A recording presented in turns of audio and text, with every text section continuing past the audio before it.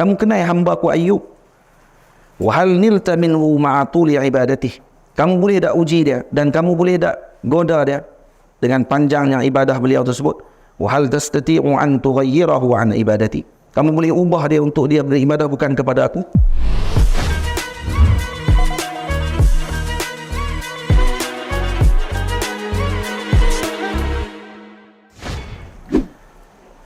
Yang saya sebutkan, Sayyiduna Ayyub penyabar akhlaknya, Sayyiduna Syu'aib Qatibul Anbiya. Ini cerita berkenaan dengan Nabi Allah Ayyub alaihissalam. Sayyiduna Ayyub alaihissalam disebutkan oleh Allah di dalam Al-Quran dalam beberapa ayat. Antaranya surah Anbiya ayat 82 dan 80 sehingga 84. Maaf, 83 dan 84. Dan kemudian dalam surah Sad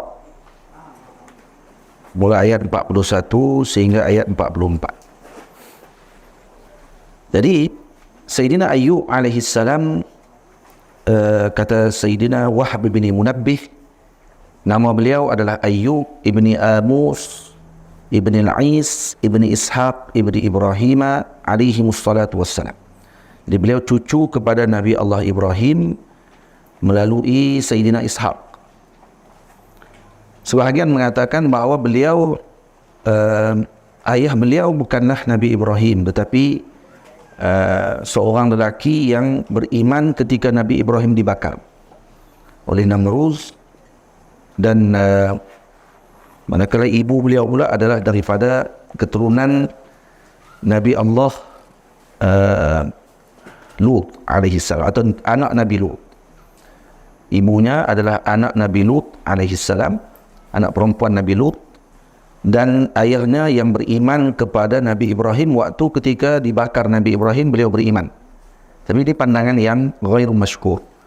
Pandangan yang masyhur, beliau adalah anak Nabi Ibrahim alaihissalam, anak cucu kepada Nabi Ibrahim, anak cucu juga kepada Nabi Ishaq alaihissalam. Dan beliau diutuskan di Hauran dekat dengan kawasan Dimashq, ataupun dengan kawasan yang berhampiran dengan tempat tersebut. Dan sebahagian mengatakan bahawa beliau di Syam. Syam tadi bukanlah di Dimashq Bilzab, tepat di Dimashq, tapi di kawasan yang berhampiran dengan Jordan. Nah, atau tempat itu dinamakan dengan Hamah. Nah, tempat itu masih ada sampai sekarang. Dan Sayyidina Ayyub alaihissalam maqamnya 5 km daripada tempat keluarnya mata air yang beliau gunakan untuk mandi, yang kita akan bacakan nanti.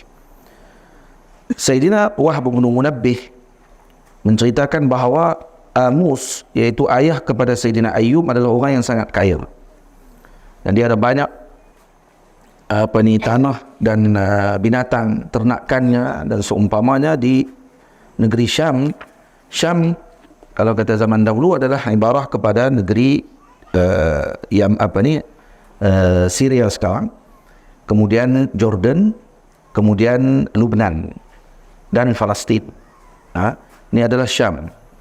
Nah, Palestin, Lebanon, Syria dan juga ataupun Suria dan juga Jordan, Urdun. Jadi ini antara negeri yang disebut dengan Syam. Ya, kata Nabi ke Syam waktu ketika berniaga, iaitu Nabi ke nama tempatnya Busra. Busra ni sebelum daripada Dimashq, dan sebelum daripada Dar'a. Jadi Nabi tak sempat sampai pun, sampai di Jordan saja, di tempat yang namanya Buqai'awiyah. Dan saya sampai dah ke tempat tersebut, yang dikatakan tempat Nabi SAW pernah berteduh di bawah satu pokok di situ, dan pokok itu masih hidup sampai sekarang di tempat Nabi itu. Dan situ tidak ada pokok lagi. Dulu kawasan itu ada pokok banyak, sekarang semua dah mati pokok, kecuali pokok itu saja. Pokok yang pernah Nabi berteduh di bawah pokok tersebut dipanggil Syajarah Buqai'awiyah, tempat Nabi berteduh, yang dilihat oleh seorang seorang rahib Kristian pada waktu tersebut yang beribadah di tempat tersebut. Tamam. Jadi Sayyidina Amus ini meninggalkan harta yang banyak, dan setelah dia wafat ditinggalkan harta tadi semuanya kepada Nabi Ayyub alaihissalam. Dan waktu itu Nabi Ayyub umurnya 30 tahun.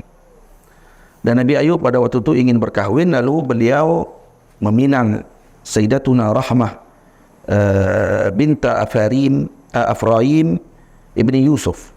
Jadi ini cucu Nabi Yusuf alaihissalam. Jadi Nabi Allah Ayub berkahwin dengan cucu Nabi Yusuf.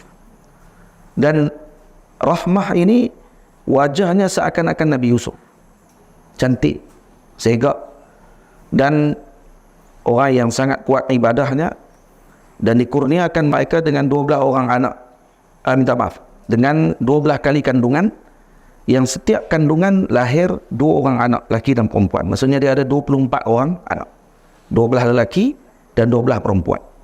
Sekali beranak kembar, 12 kali beranak. Ini Sayyidatina Rahmah, isteri kepada Nabi Allah Ayub alaihissalam. Dalam pandangan yang lain mengatakan bahawa beliau berkahwin dengan Layya bintu Ya'qub, yakni anak Nabi Ya'qub alaihissalam. Tapi yang masyhur beliau berkahwin dengan Rahmah. Nah, ini satu-satunya isteri beliau.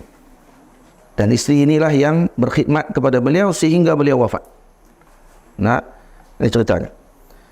Kemudian Allah Subhanahu wa taala mengutuskan Nabi Allah Ayub sebagai rasul kepada umatnya pada umur 40 tahun, dan mereka adalah Ahlul Hawaran dan Ahlu Basaniyah.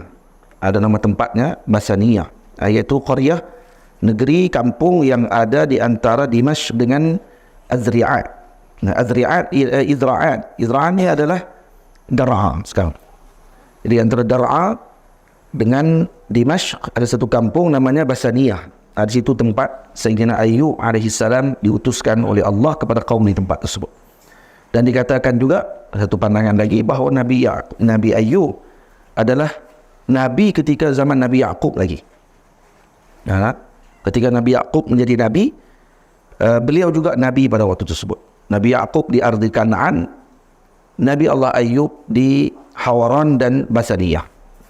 Ya, jadi itu satu pandangan. Pandangan yang lain mengatakan bahawa tidak demikian. Dan Sayyidina Ayub alaihissalam Nabi Allah yang sangat luar biasa kesabaran beliau, yang nanti akan diberikan, nanti dia yudrab bil masal, diberikan contoh tauladan dengan kesabaran yang luar biasa.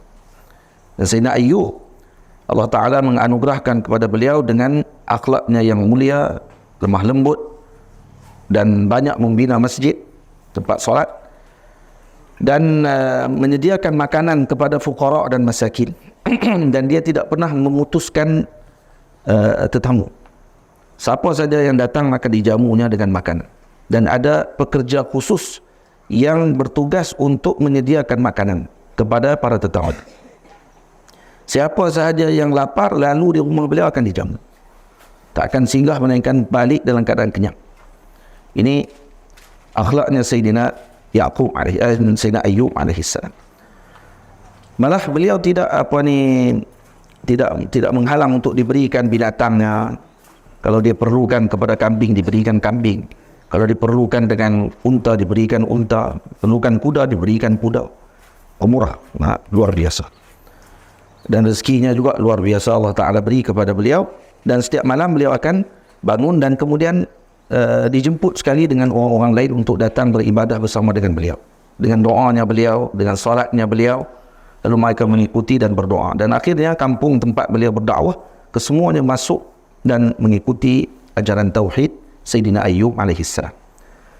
Satu kampung semuanya beriman karena kelembutan dan pemurahnya Sayyidina Ayub. Iblis tidak senang duduk. Dan Iblis sangat dengki dengan Nabi Ayub alaihissalam. Melihat keadaan beliau, dia sangat dengki. Dan setiap kali dia lalu di kebun Nabi Allah Ayub, tengok dengan binatang-binatang yang dibelah oleh Nabi Ayub, jadi dia tak senang duduk. Dan dilihat pada setiap binatang itu dicop dengan khatimus syukr, dengan cop syukur. Dan Iblis dia nampak ini semua dengan kesyukuran ni. Dekat kebun tanda syukur, bukan nak tunjuk ke orang. Dan dia jamu makan orang pun kerana syukur kepada Allah, bukan kerana nak menunjuk-nunjuk. Dan juga abang kata dia pemurah, tak. Dan dilihat oleh Iblis.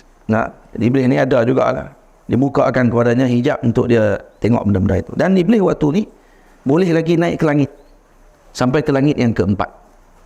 Tapi setelah Nabi Allah Isa alaihi salam diutus oleh Allah, maka dia tidak boleh lagi naik ke langit keempat. Karena Nabi Isa duduk pada langit yang kedua. Jadi dia boleh naik pada langit pertama saja. Tapi setelah Nabi Muhammad diutuskan, maka tidak boleh lagi naik ke langit selepas itu. Jadi iblis sebelum tu boleh naik sampai langit keempat. Nabi Isa diutus boleh sampai langit pertama. Tapi selepas Nabi Muhammad diutus, tak boleh naik terus dah. Jadi iblis terus tak tahu dah khabar langit. Dah jadi jin terus dah. Jadi ini keagungan Nabi kita SAW. Jadi iblis satu hari dia naik ke langit. Dia setiap hari dia boleh naik. Dan dia boleh duduk di mana-mana langit. Dia langit pertama, langit kedua, langit ketiga, langit keempat. Dia boleh pilih puak aku atas. Puak aku mahal. Jadi satu hari iblis ketika dia naik ke langit lalu dia berdoa, Ya Rabbi, inni tuftul arda fafatantu man ata'ani illa ibadaka minhum mukhlasin. Kata dia, saya telah bertawaf di seluruh dunia dan saya telah menguji seluruh makhlukmu, Ya Allah, kalangan hamba-hambamu yang taat, dan mereka telah mentaatiku kecuali hamba-hambamu yang ikhlas. Maka Allah Ta'ala berfirman, Ya mal'un, wahai yang dilaknat, hal alimta bi'abdi Ayyub, kamu kenal hambaku Ayyub? Wahal nilta minhu ma'atuli ibadatih, kamu boleh tak uji dia dan kamu boleh tak goda dia dengan panjangnya ibadah beliau tersebut? Wahal tastati'u an tughayyirahu an ibadati, kamu boleh ubah dia untuk dia beribadah bukan kepada aku? Faqala iblis, ilahi, kata dia, wahai Tuhanku, innaka zakartahu bil khair, kamu dah sebut dia dengan baik. Innahu awwa. Maksudnya, walaupun ayat Quran tak turun lagi waktu tu, tapi maknanya telah dipuji Nabi Ayyub di alam sana. Maka iblis kata, waqad nazartu fi amrihi fa idza huwa 'abdun afaitahu bi'afiyatik, yani kamu yang telah menjaganya ya Allah. Wa razaqtahu syukrak, kamu rezekikan dia dengan kesyukuran kepadamu. Walam takhtabirhu bil bala, tapi kamu tak pernah uji dia. Kalau kamu uji dia bil masaib, falau ibtalaitahu bil masaib lawajadtahu bi khilafi ma huwa alaih, kamu akan dapati dia berbeza dengan apa yang dia sekarang. Dia tidak akan lagi sembah kamu dan dia akan lupakan kamu. Wah, iblis penuh yakin ni. Maka Allah Ta'ala kata, izhab ya mal'un faqad sallattuka ala malih. Wahai mal'un, wahai yang dilaknat, pergi uji dia kalau kamu boleh. Aku telah beri kepada kamu kekuasaan ataupun kemampuan untuk kamu merosakkan hartanya. Lalu iblis turun dan iblis mengumpulkan ifrit, raja-raja jin. Dia kumpul. Ini maksudnya yang lawan dengan Nabi Ayyub ini, yang menguji Nabi Ayyub ni bukan alam kasar mata kita nampak ni. Yang ni yang berlaku ni adalah di kalangan yang diuji ataupun yang dipimpin oleh iblis yang bersama dengan ifrit. Ini raja-raja jin. Dan kemudian mereka menghancurkan, membakar kebun-kebun Nabi Ayyub, membunuh binatang-binatang ternakan Nabi Ayyub, dan malah mereka ifrit, mereka mai dekat binatang yang dibelah oleh Nabi Ayyub, dia pun jekah ramai-ramai dan mati terkejut. Semua binatang mati terkejut. Biar banyak mana binatang Nabi Ayyub. Ni tengok. Nabi Ayyub ada 1000 ekor kuda. Nabi Ayyub ada 1000 ekor birzaun. Birzaun ni kuda besar daripada Parsi. Kuda Parsi dia panggil. Kuda ni tapak dia besar, badan dia tinggi, dan segak. Dia panggil birzaun. Dan dia ada 1000 ekor barang, jantan dan betina. Dan ada 3000 ekor unta. Dan ada 1500 ekor unta betina. Ada 1000 ekor lembu jantan, 1000 ekor lembu betina, 10,000 ekor kambing, dan 300 ekor keldai, dan 500 ekor keldai jantan. Keldai betina 300 ekor. Dan kemudian setiap tu pula ada anak. Tadi tu hak pak je tu. Hak ni ada anak pula setiap tu. Berapa banyak harta Nabi Ayyub. Habis semua tu tiap-tiap hari dia akan sedekah. Dan mati dalam satu malam tu. Semua. Kita agak jadi macam mana kalau jadi gitu. Ni tengok macam mana Allah Ta'ala bagi misal kepada kita dengan Nabi Allah Ayyub AS, untuk kita ketika diuji, ingat balik kisah Nabi Ayyub. Ingat balik kisah Nabi kita Muhammad SAW. Kita akan sabar. Cerita ni nanti Di belakang ni saya akan sebutkan. Ada sebahagiannya, jadi saya nukilkan riwayat saja. Saya sebutkan riwayat yang disebut oleh Wahb bin Munabbih. Tetapi ada sebahagian riwayatnya yang perlu kita perhatikan semula kerana ada sedikit masuk padanya Israiliyat. Israiliyat tadi pula yang berkait dengan kemuliaan dan keagungan Nabi-Nabi Allah. Contohnya masalah berkaitan dengan katanya Nabi Ayub diuji dengan sakit dan kemudian kena dengan ulat di badan dia sampai tinggal lidah, 2 biji mata, hati dia saja. Habis halil semua jam. Dan Nabi Ayub pula kalau ulat tadi jatuh diambil letak balik dekat badan dia. Untuk bersabar. Kata para ulama, ini adalah bentuk yang tidak bagus ketika mana disifatkan tentang Nabi, malah itu sifat munafir. Dan kita dah mengaji sifat para Nabi. Antara sifat Nabi-Nabi ialah tidak boleh terkena penyakit yang munafir. Munafir maknanya yang menjauhkan orang lari daripada mereka. Jadi Nabi-Nabi tidak boleh busuk. Sebab tu Nabi-Nabi tidak boleh bau ketiak. Kita bau ketiak tu memang dah confirm lah. 20 ya bau ketiak kena bau minyak wangi. Nabi mustahil para anbiya bau ketiak. Mustahil para Nabi bau daki. Nabi-Nabi wangi. Dan Nabi-Nabi dalam keadaan yang sangat baik tubuh badan mereka. Paling cantik, antara yang paling cantik manusia yang cantik, dan yang paling cantik Nabi kita Muhammad sallallahu alaihi wasallam.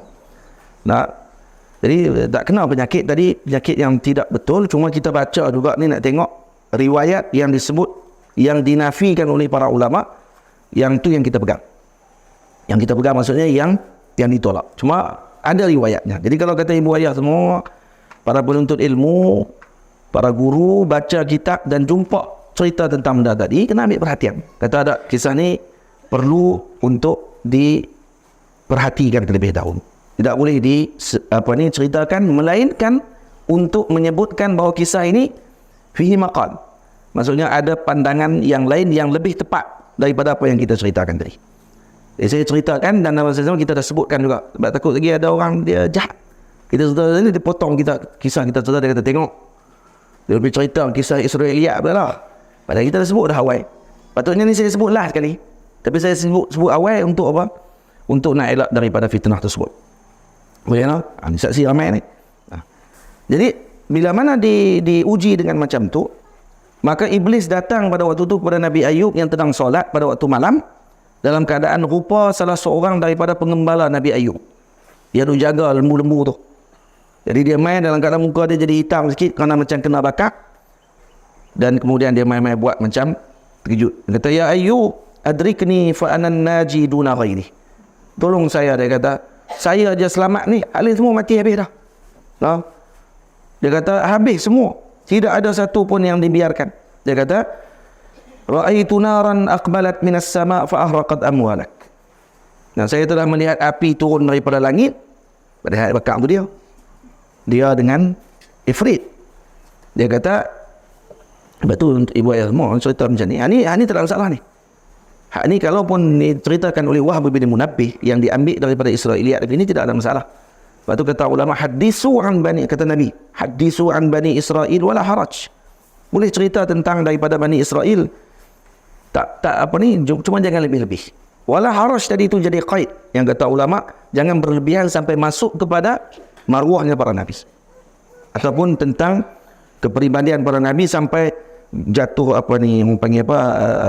orang panggil daging jatuh jadi macam mayat hidup. Nazumah tu tak boleh.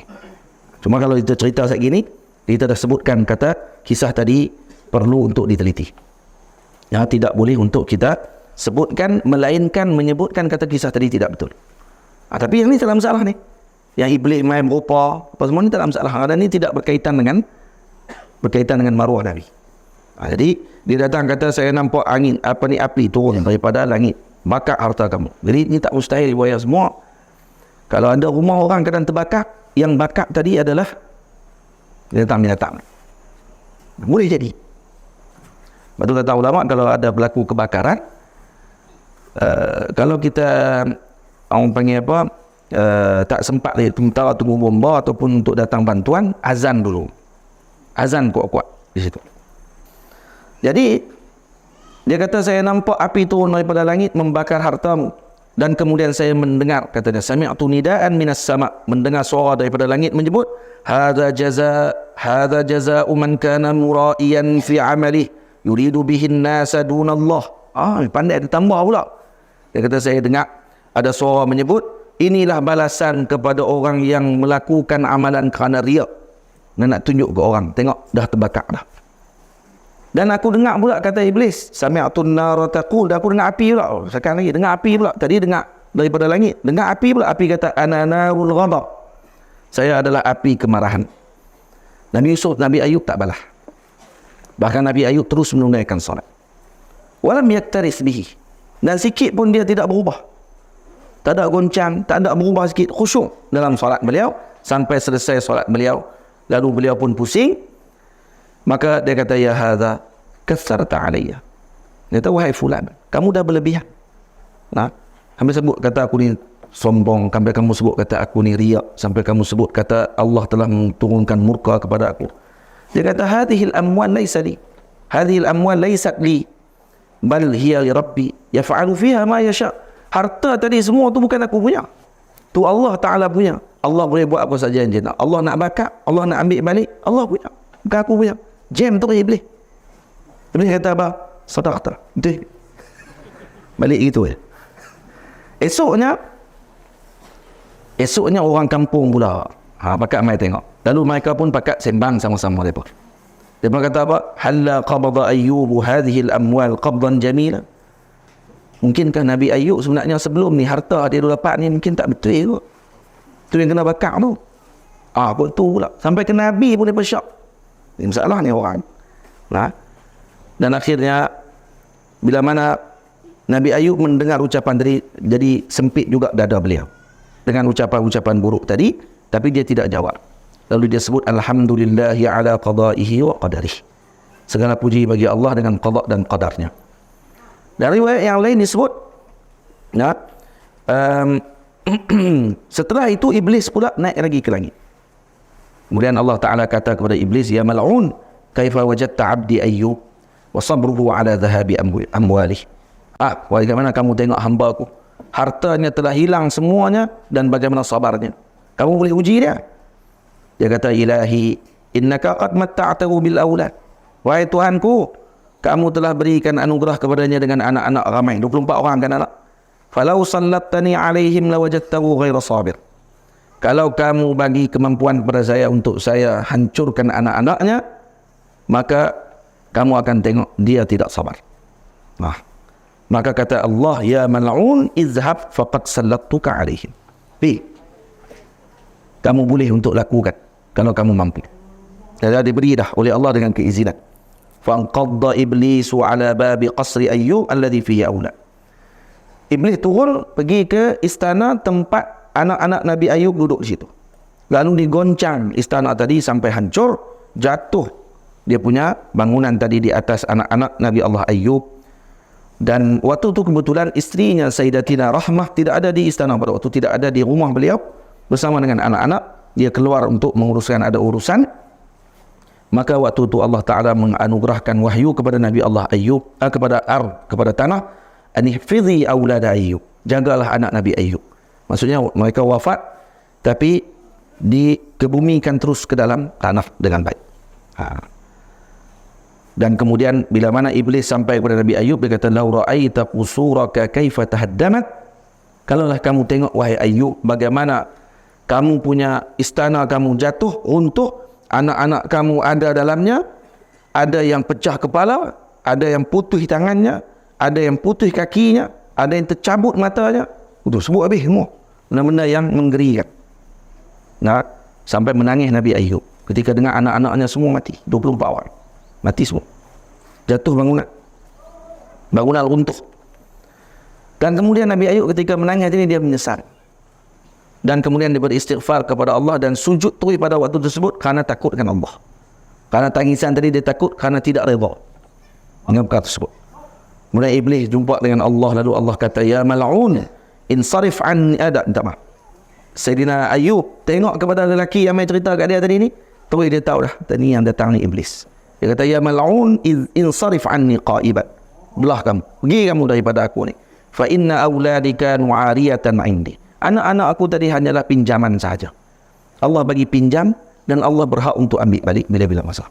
Dalam riwayat yang lain disebutkan kata Sayyidina Ayyub alaihi salam menyebut alhamdulillahi hina a'tani wa hina naza'ani. Segala puji bagi Allah yang telah memberikan kepada aku dan telah mengambil kembali daripada aku. Uryanan kharajtu min batni ummi wa uryanan a'udu fit turab. Saya lahir dalam keadaan telanjang dan mati nanti kembali juga telanjang. Laisa laka ayyuhal insan an tafraha hina a'arak. Jangan kamu gembira wahai manusia ketika mana dipinjamkan.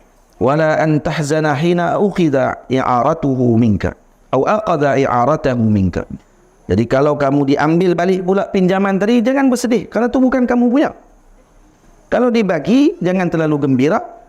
Nah, maksudnya seronok sangat macam kamu punya. Dan kalau diambil, jangan bersedih kerana itu bukan kamu punya. Wallahu awla bika wa bima a'arak. Allah lebih utama kepadamu dan juga yang telah meminjamkan kepadamu. Tamam? Maka kata yaqulu li nafsihi walau 'alima rabbuka bika ghaira dhalik la adqalaka al-jannah wa najjaka min al-imtihan wal ikhtibar fama 'alayka illa an tashkura rabbak. Fansarafa iblis biqufayhanin. Jam tu iblis kata, Jam, dia jawab tu pula lah. Ni bahasa yang tak akan jumpa kepada orang-orang yang diuji. Ini bahasa orang yang sangat sabar. Kemudian bila sampai kepada Allah, lalu Allah Ta'ala kata kepada iblis, ya mal'un, kaifa ra'aita 'abdi Ayyub wastighfaruhu 'inda bukaih. Cuba kamu tengok, bagaimana kamu tengok wahai mal'un dengan hamba ku Ayyub, dan bagaimana dia beristighfar ketika dia menangis dengan kematian anak dia. Anak dia mati, dia menangis dan dia istighfar. Kerana tangisan tersebut. Maka kata iblis, ilahi innaka qad matta'tahu bi'afiyati nafsih wa fiha 'iwadun 'anil mal. Kamu dah bagi dia dengan kesihatan pada jiwa. Nah, kalaulah kamu beri kepadaku kekuasaan untuk aku menghancurkan tubuhnya pula, lakana la yubsir. Nah, la yasbir. Maka dia tidak akan mampu bersabar. Jadi bagi ke saya kemampuan untuk saya sakitkan ni.